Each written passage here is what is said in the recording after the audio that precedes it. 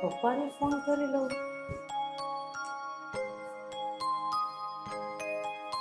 શું કરતા હશે?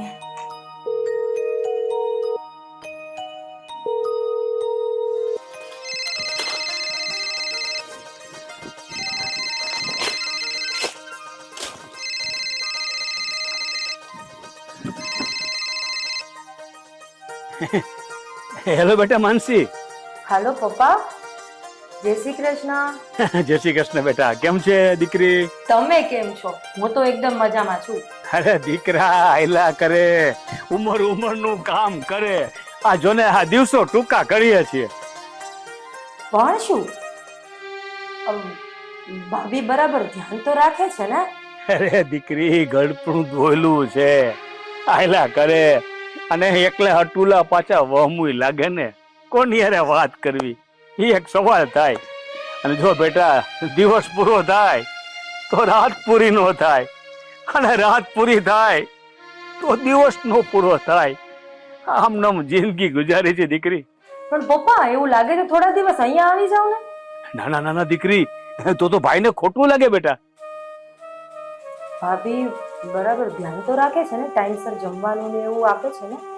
અરે બેટા આ વૃદ્ધ માણસ ને સમય જ હોય, પણ વહુ ભાને સમય ન હોય ને. અને આમાં ગમા અણગમા ન ચાલે. જે જ્યારે મળે, જે સમય મળે અને જે અન્નપૂર્ણા થાળીમાં આપે એ જમી લેવાનું અને જિંદગી ગુજારવાની બેટા. તમે જો કયો તો હું ભાભીને ને ભાઈને આવીને કઈ થોડું કહું. ના ના ના દીકરા,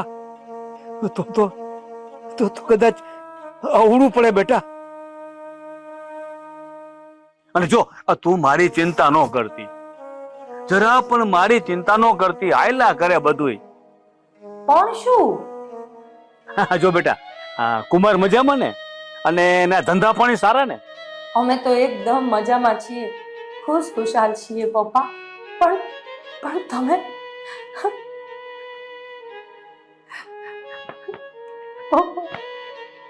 જો દીકરી રોવે ને એ બાપને નો ગમે બેટા. છાની રહી જા. અને તને સમય મળે ને ત્યારે ફોનમાં આકલો કરજે, મને ગમશે. લે, જય શ્રી કૃષ્ણ. જય શ્રી કૃષ્ણ.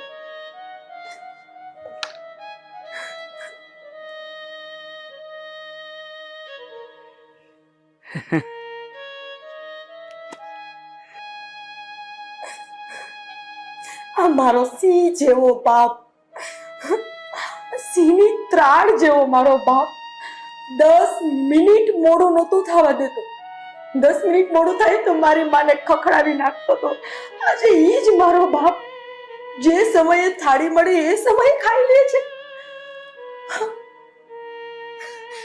આખી જિંદગી મારા ભાઈને ચાગલો રાખ્યો.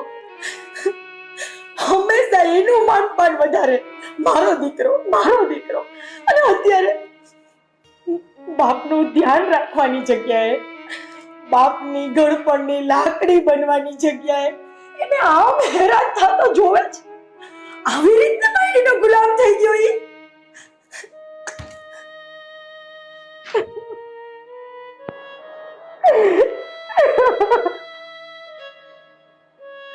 મારો બિચારો બાપ.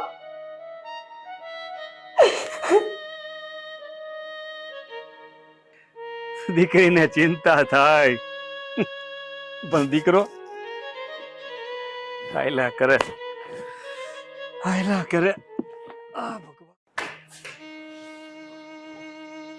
હલો, હા જય શ્રી કૃષ્ણ પપ્પા. બસ એકદમ મજામાં. તમારી તબિયત તો સારી છે ને? શું કીધું? તાવ આવે છે?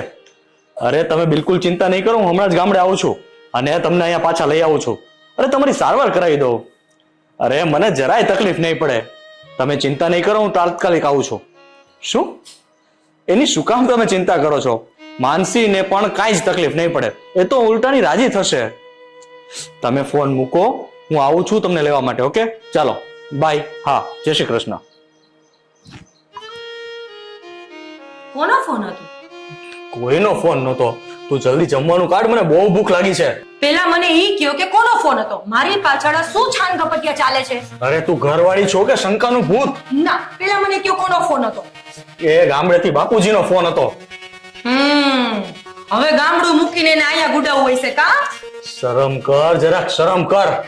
એ મા બાપ છે, એ દીકરાના ઘરે તો આવે ને, અને દીકરાની ફરજ હોય કે ગઈઢા ગટપણે મા બાપની લાકડી બને, સમજી?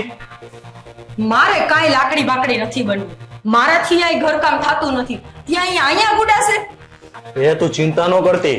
મારા બાપુજી સમજુ છે, એટલે છે ને ગામડામાં એકલા રહે છે, સમજી? એ છે ને આ દીકરાનો સંસાર નો ભાંગે. અને આ તો છે ને એની અત્યારે તબિયત સારી નથી, એટલે બિચારા એ એટલા જ માંદા હોય ને તો રૂપિયા મોકલાવી દેવાય. આમે દર મહિને મોકલાવો તો છો જ ને.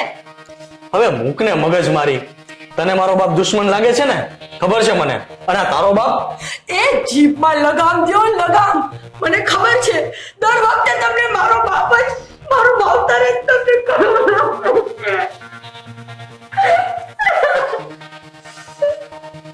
હે ભગવાન, વાતનું વતેસર કરી નાખ્યું. રોયા કર અને ધણીને દુખી કર્યા કર. આ તારા કાજે થઈને મારા બાપુને, અરે મને નર્કમાં જગ્યા નહીં મળે. બોલો બોલો, હજી જેટલું બોલાય એટલું બોલો. મને તો આવ કોડેરી કરી નાખી જમે.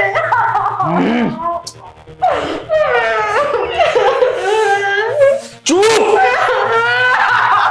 અરે ભગવાન,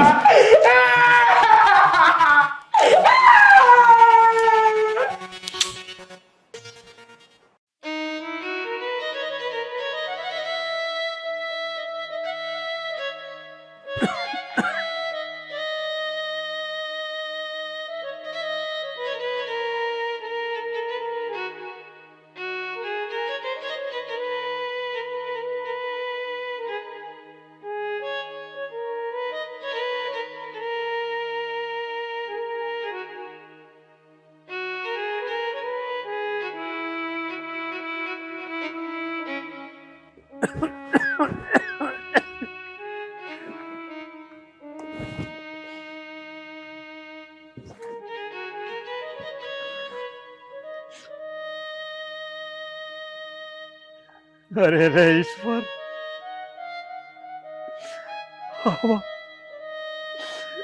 આવા અપમાન સહન કરવાના અને અપમાન સહન કરવા માટે અમે તારી પાસે દીકરા માંગ્યા હતા, હે? અરે અમે તો દીકરા એટલા માટે માંગ્યા હતા મારા ભગવાન કે વંશનો વારસ વધે અને ઘડપણમાં મા બાપનો આશરો બને, મા બાપની અપેક્ષા અને આકાંક્ષા પૂરી કરે, એટલે દીકરા માંગ્યા હતા. પણ જેવો દીકરો મોટો થાય, એના લગ્ન કરીએ એટલે દીકરો બદલાઈ જાય, ઘરનું આખું ચિત્ર બદલાઈ જાય, ઘરનું આખું ચિત્ર બદલાઈ જાય. અરે દીકરાને લાલન પોષણ કરીને મોટો બનાવી, અરે માયગા સુખડા આપીએ, પણ દીકરો ઘડપણમાં મા બાપની સેવા કરવાને બદલે વહુની વાતમાં આવી જાય અને વહુ ચડાવે એમ મા બાપનું અપમાન કરે, ઘરમાંથી કાઢી મૂક્યો. હા,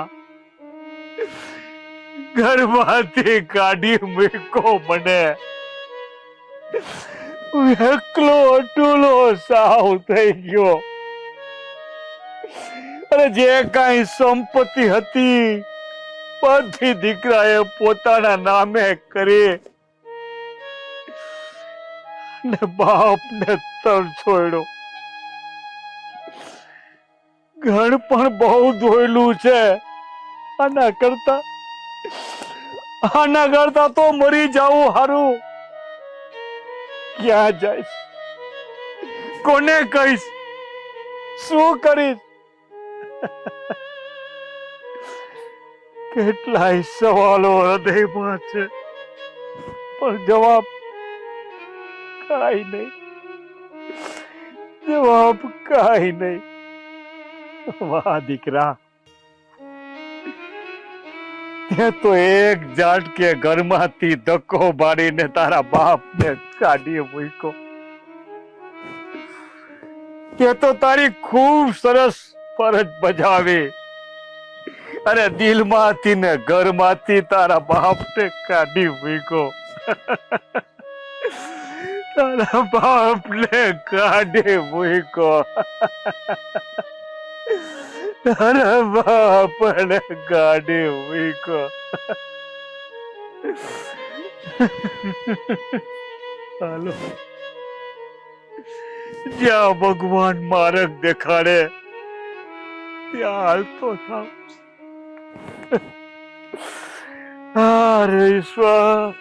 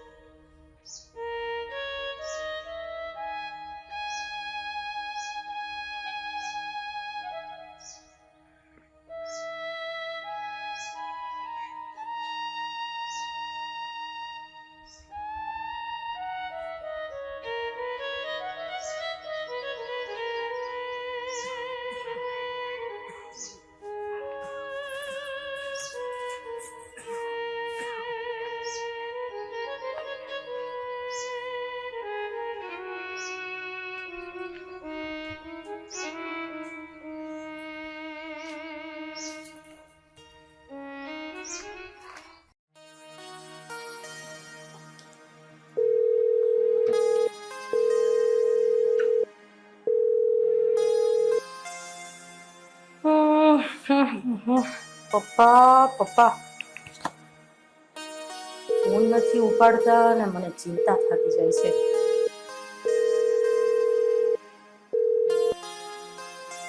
ફરી નથી ઉપાડતા. હાય હાય,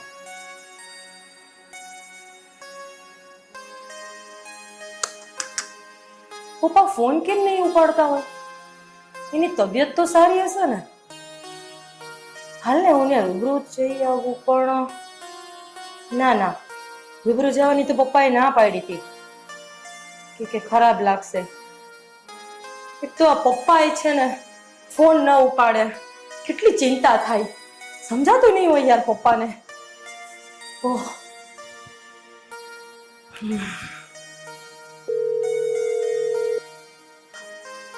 અરે ફોન કાપી નહીં ખો.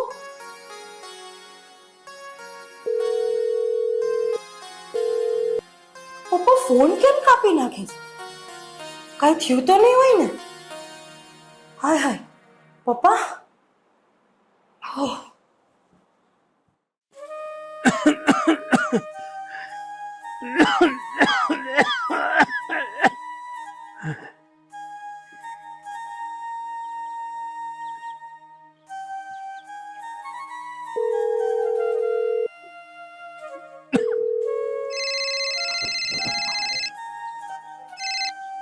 હા પપ્પા. હાલો જમાઈ, જય શ્રી કૃષ્ણ. શું વધારે તબિયત ખરાબ છે? ઓકે, તમે ચિંતા ન કરો, હું હમણાં જ આવું છું. ના ના. હે? શું ના ના કરો છો? કીધું ને કે હું આવું જ છું, બસ હું નીકળું જ છું. ઓકે, તમે તમારી રીતે આવો છો. હા, કાંઈ વાંધો નહીં, પણ જલ્દી આવો. હા ઓકે પપ્પા. હા, જય શ્રી કૃષ્ણ. જય શ્રી કૃષ્ણ.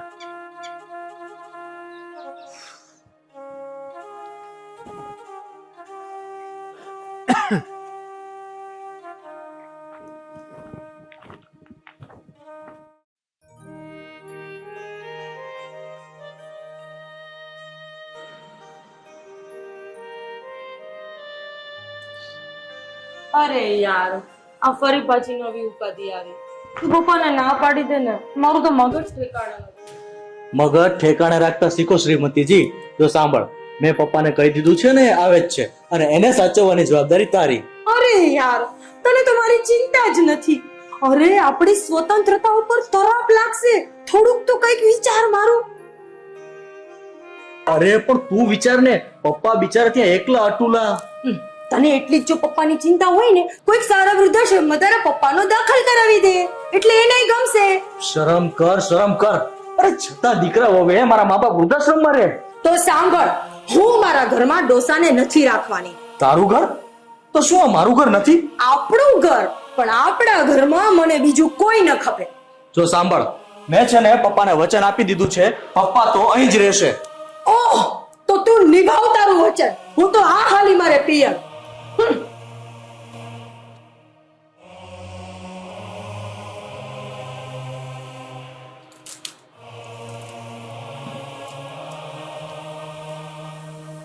તું જા તારા પિયર ને રહેજે તારા ભાઈ ભાભીના તાબામાં. હું અને પપ્પા અહીંયા. હા, પપ્પા માટે થઈને શું કામ આપણો હૈરો ભૈરો સંસાર આગમાં ચાપી દેસ? આગ નહીં, હું મારી ફરજ નિભાવું છું, અને તું પણ તારી ફરજ નિભાવ. ફરજ ફરજ ફરજ હું આ ફરજ નિભાવીને થાકી ગઈ છું. તું નિભાવ, રેજે તું ને તારા પપ્પા. હું તો આ હાલી. હજી કહું છું, વિચાર બદલી નાખ. મારે વિચાર બદલવાની જરૂર નથી. હું જાઉં છું. રેજે તું તારા પપ્પા સાથે. પપ્પા, તમે અહીંયા? મારો ફોન કેમ નતો ઉપાડતા? કેટલા મારો ફોન તમે કાપો છો પપ્પા? અરે પણ એ બધું છોડ તો ખરી. પેલા પપ્પાને અંદર બેસાડ, ચા પાણી પીવડાવ, પાણી આપ. પણ તમે લોકો કઈ બહાર જાઓ છો? તો હું હા ચાલ્યો. ના, ના. ના પપ્પા, આવો ને, અંદર આવો, પેલા બેસો. હા પપ્પા, આવો ને. પપ્પા આવો ને.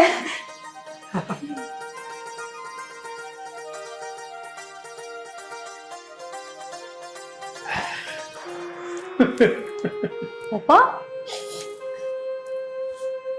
દીકરી, તારા ભાઈ ને ભાભીએ મને ઘરની બહાર કાઢી મૂક્યો. ઘરમાં ખૂબ ત્રાસ આપતા હતા, એ પણ સહન કર્યું છતાં ભાઈની આ હિંમત! હું ભાઈને છે ને. ના દીકરી, ના. ભાઈ સાવ બદલાઈ ગયો છે અને બહુનો ગુલામ થઈ ગયો છે. આખે આંધળો ને કાને બેરો થઈ ગયો છે. પપ્પા સાવ હું ભાઈને નહીં. દીકરી, હું તો મરવા જતો હતો, ત્યાં જમાઈનો ફોન આવ્યો. એને વાત કરી, એને મને સાચવી લીધો. હા, જમાઈ દીકરો જ કહેવાય ને, એટલે પપ્પાને આપણી સાથે રહેવા માટે મેં સમ દીધા. ને પપ્પાને તેડવા જ જતો હતો, તો પપ્પા કહે ના, હું મારી રીતે આવી જઈશ. પણ તમે પપ્પાને ઘરે રાખવાની વાત કરતા હતા ને? હા, એ તારા પપ્પા અને મારા સસરા. એ હું તો જમાઈમાંથી દીકરો બની ગયો, પણ તું વહુની વહુ જ રહી. શું વાત છે બેટા? હે ભગવાન, મને માફ કરી દો ભગવાન. હા પપ્પા, મેં તો તમારા સંસ્કાર લઈ જા. એટલે